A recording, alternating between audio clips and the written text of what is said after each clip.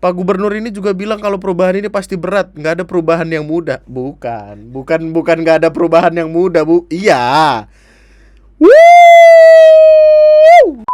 Terus pakai hadiah-hadiah Gucci itu yang yang kemarin kami perdebatkan karena ya Allah, Anda ke SMP lo beli Gucci, saya lo belinya dulu cireng.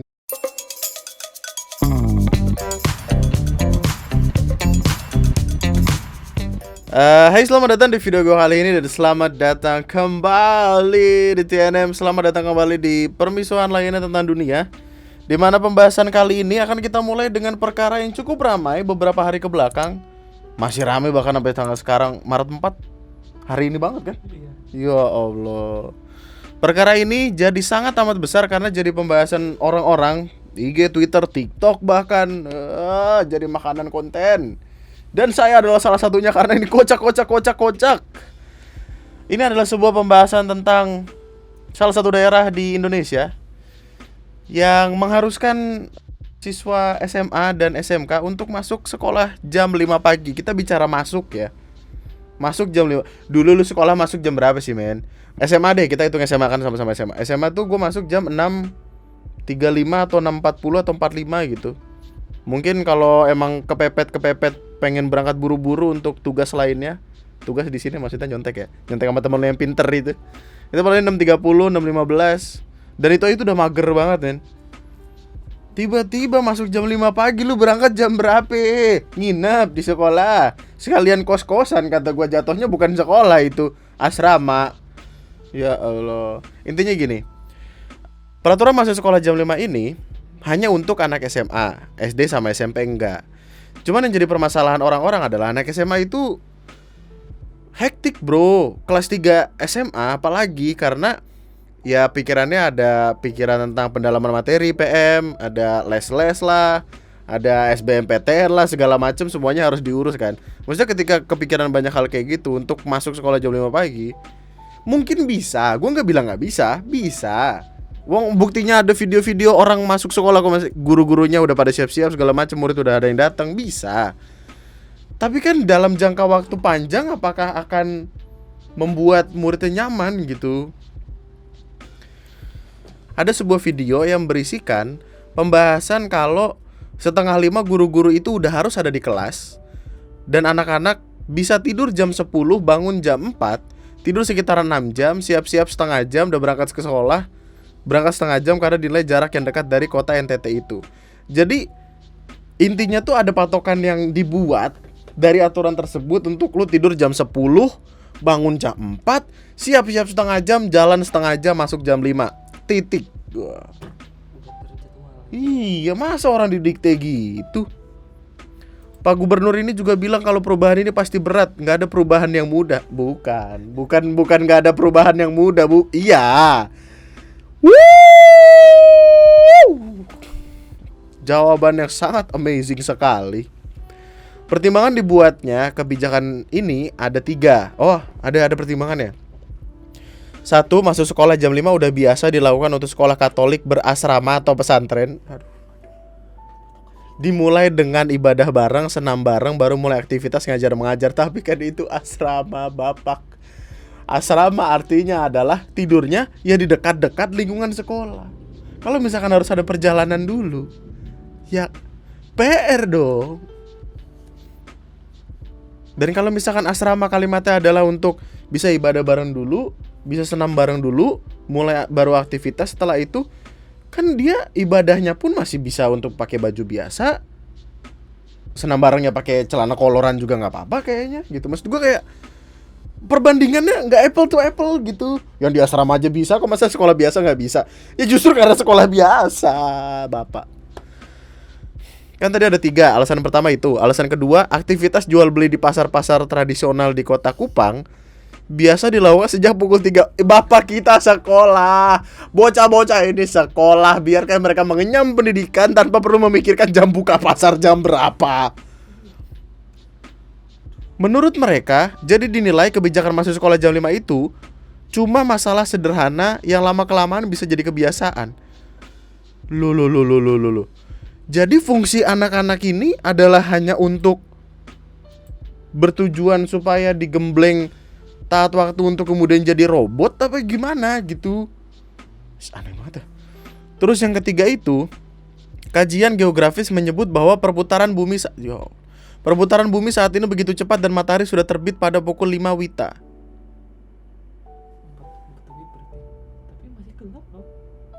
Masalahnya dengan adanya kebijakan seperti ini, ya orang rame lah, lu udah gila aja kali. Masa yang kayak gini kagak rame? Lu lihat kali. Dan ya jawaban Bapak tadi kan akan tersebut. Dasar hukum kau pikir sendiri. Kau pun datang pagi-pagi dasar hukum, nanti kau celop di situ. Terima kasih Bang U. oh tapi dia ketawa, reporternya ketawa. Iya. Mungkin dia paham itu bercanda doang. Ya, mungkin itu. Ya oke lah. Akhirnya FSGI, Federasi Serikat Guru Indonesia, menyayangkan kebijakan tersebut. Muncullah kritik-kritik yang pada dasarnya diarahkan kepada kebijakan tersebut. Bapak 4:30 udah harus ada di kelas ini Anda. Ini ngomong ke guru-guru. Jam 5 sudah jalan.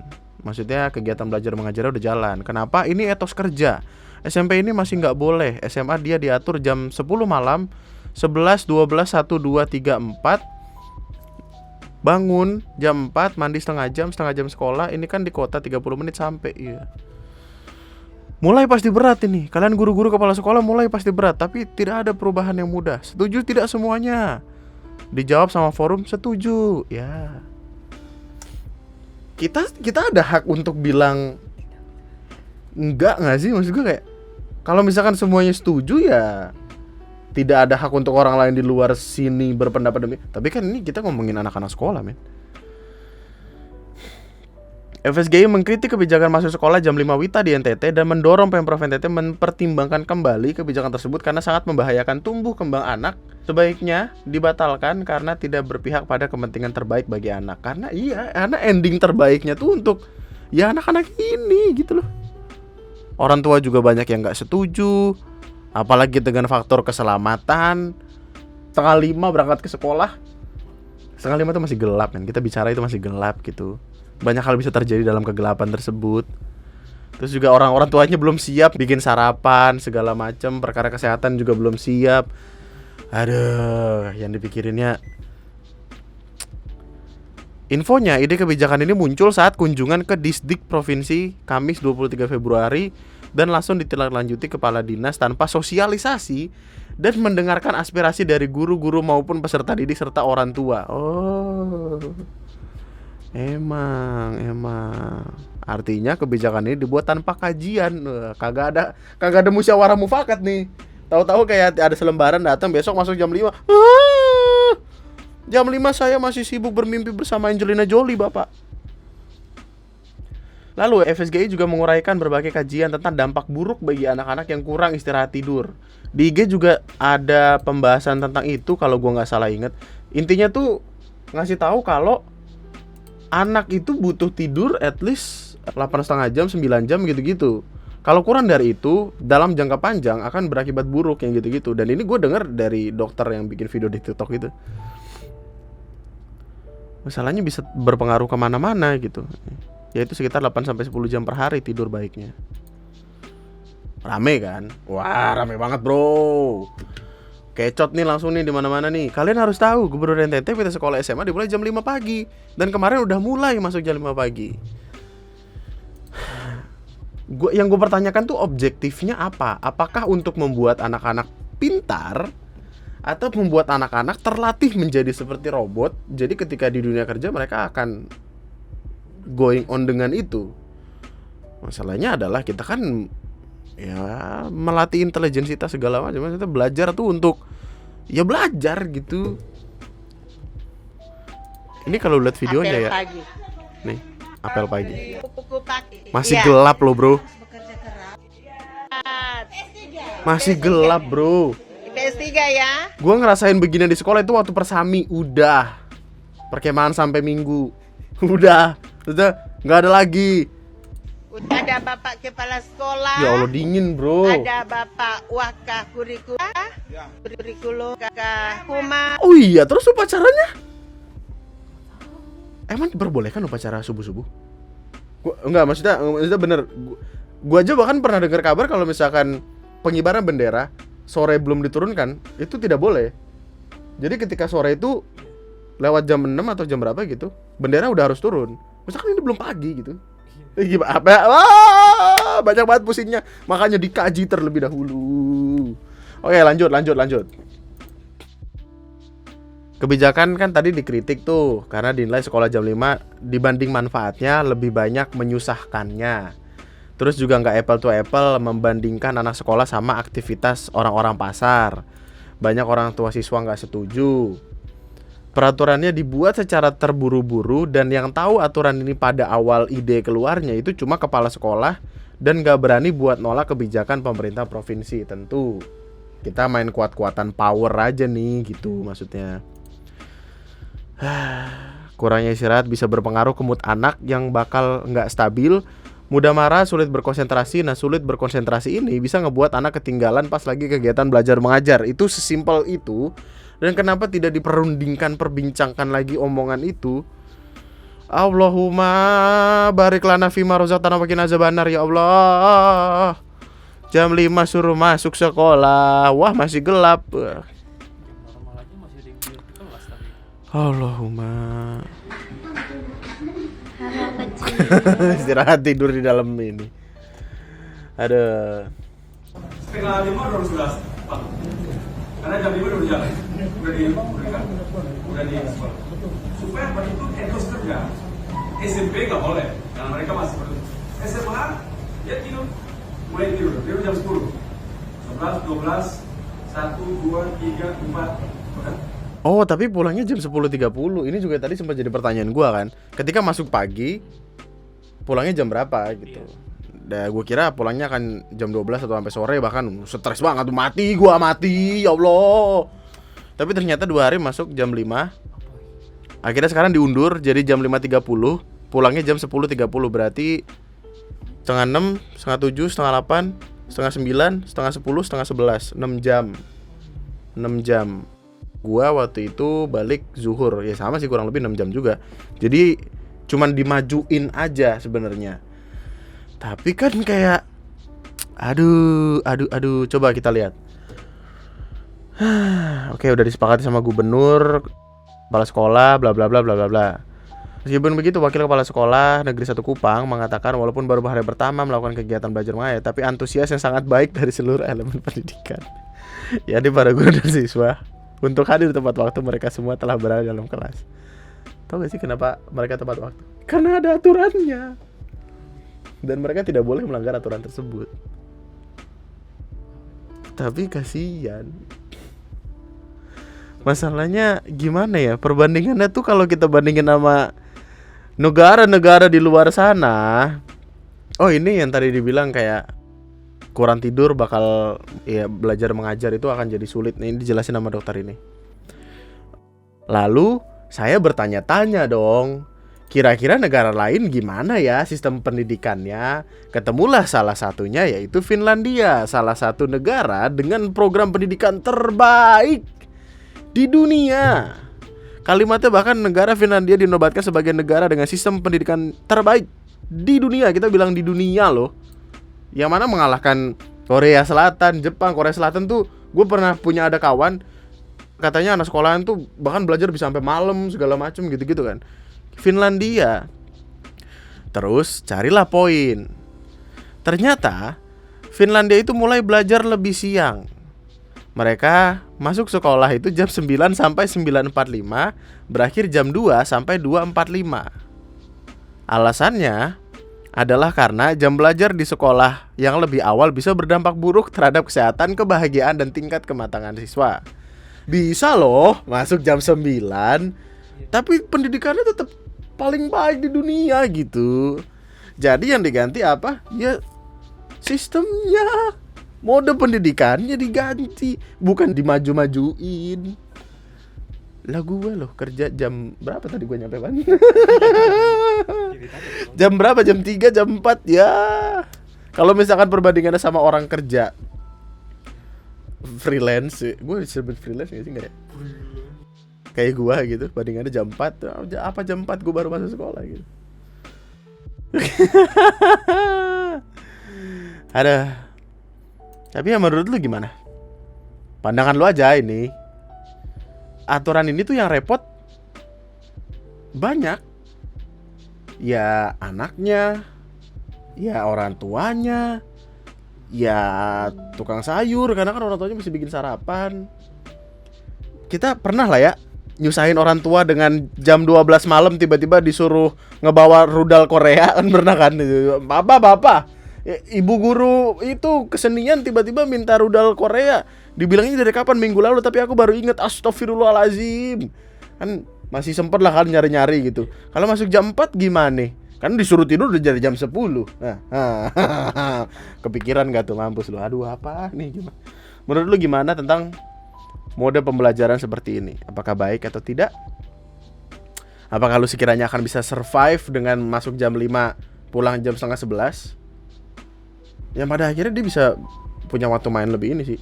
Cuman paginya ini loh yang bertanyakan. Apakah sebenarnya hanya kebiteran di dalam diri kita? Maksudnya sebenarnya ada hal baik yang didatangkan atau gimana? Kan kita baiknya berdiskusi. Silakan tulis opini dan pendapat dulu di kolom komentar di bawah. Mari kita cari tahu. Yuk, mantap. Lalu ini sebenarnya video udah Februari 26 ya. Terus di video terakhir juga kita sempat masukin ini ya, klip ini ya. Tapi nggak kelar. Intinya ada anak SMP bawa mobil sampai akhirnya klarifikasi. Panjang pokoknya ceritanya. Intinya gini, masyarakat Twitter tiba-tiba diramein sama video ini. Dan ini viewsnya sampai 1,5 juta. Ini original yang ngirim juga nggak tahu siapa. Tapi intinya diperlihatkan ada 2 bocah SMP naik mobil, terus pakai hadiah-hadiah Gucci itu yang yang kemarin kami perdebatkan karena ya Allah, anak SMP lo beli Gucci, saya lo belinya dulu cireng, meskipun tidak bisa disamakan, kita nggak boleh nyamain orang, tapi kocak. Banyak netizen mempertanyakan, kok bisa anak SMP udah bawa mobil, apalagi berduaan cowok cewek dalam mobil tanpa pengawasan, tidak menggunakan sabuk pengaman, dan tentu saja SMP masa iya udah punya SIM sih? Banyak orang mempertanyakan ini di sosial media. Terus ada yang bikin klarifikasi. Klarifikasinya datang dari salah satu akun YouTube dengan nama Gamers Bucin. Terus gue kayak terjawab sudah ini. 3 gold play button yang ada di sini akhirnya terjawab. Ya Allah, terima kasih banyak ya Allah. Gue dari kemarin penasaran banget kok bisa. Ya Allah. Jadi dijelaskan di sini nama cowoknya adalah Rio, yang cewek namanya Desma. Menurut pengakuan video yang beredar itu udah lama di take down sama mereka. Jadi video itu tuh udah lama dihapus sebenarnya. Karena kalau kita lihat, ini kan dia kondisinya tuh kayak masih kecil gitu kan. Sedangkan di sini tuh di video klarifikasinya udah pada gede aja gitu. Jadi kayak ada gap beberapa tahun lah harusnya gitu. Dan kalimat dari mas-masnya ini adalah, mungkin mas-mas ini adalah manajer atau apa, atau yang mengurus YouTubers ini. Tapi intinya dia minta maaf dan dia bilang video itu udah lama sebenarnya, tapi digoreng-goreng sama media yang gitu-gitu. Dan menurut penjelasannya juga bahwa mobilnya hanya di sekitar perumahan, meskipun tetap itu bukan sesuatu yang bisa dibanggakan. Tidak, itu bukan excuse gitu. Maksudnya di perumahan ya di perumahan, tapi kan sial nggak ada tanggal di kalender gitu. Maksudnya kayak kenapa-napa lu gimana? Keramaian ini sebenarnya ya, keramaian kenapa bocah 2 ini diomongin sesederhana karena lagi rame isu anak pejabat. Orang jadi mempertanyakan, lu anak SD naik mobil apa nih? Ada sunroofnya, Matic, bagus, kayaknya Wuling Almas, gue nggak tahu dah. Gue dari kemarin masih yakin itu Wuling, gue nggak tahu. Ada yang tahu? Kasih tahu gue dah. Tapi ya karena kondisi orang-orang lagi pada sensi nih sama oknum anak pejabat itu, jadi orang pada menimpahkan kekesalannya terhadap bocah-bocah ini. Ternyata ini udah lama, udah lewat juga, udah pada gede, dan ya udah gitu. Cuman ya udahlah. Akhirnya gue bisa tahu dia ada beberapa akun YouTube gitu, terus itu menjelaskan kenapa ada 3 gold play button di sana. Selain poin di atas, intinya mereka meminta maaf kalau yang mereka lakukan itu salah. Abang yang di tengah sebagai kakak-kakaannya juga ngaku salah karena nggak mengawasi adik-adiknya yang ada di kanan dan kiri. 2 anak ini ABG ini juga udah minta maaf karena ngelakuin perbuatan yang salah juga. Udah selesai. Jadi pertanyaan lu terjawab dan ya udahlah, aman, bisa turun dengan tenang. Oh, dia ngejelasin di sini, kami bukan anak pejabat. Orang tua dia guru segala macam. Udah jangan hate kami bukan pejabat. Uang mobil itu datang dari hasil nge-YouTube selama bertahun-tahun, kalimatnya gitu. Intinya dia pengen keluar dari kalimat gue bukan anak pejabat. Dah gitu. Nah, ya. Ya udah, oke, aman. Lu. Kenapa nih? Harusnya ini tadi disangkut pautin sama yang sekolah jam 5 pagi, men. Sekolah pagi-pagi kan emosionalnya jadi terasa gampang marah-marah. Tiba-tiba ada berita bahwa parang. Ada sebuah video yang memperlihatkan seorang siswa membawa parang karena ditegur oleh gurunya. Anak zaman sekarang. Ini baru keluar nih kata-kata nih, anak zaman sekarang.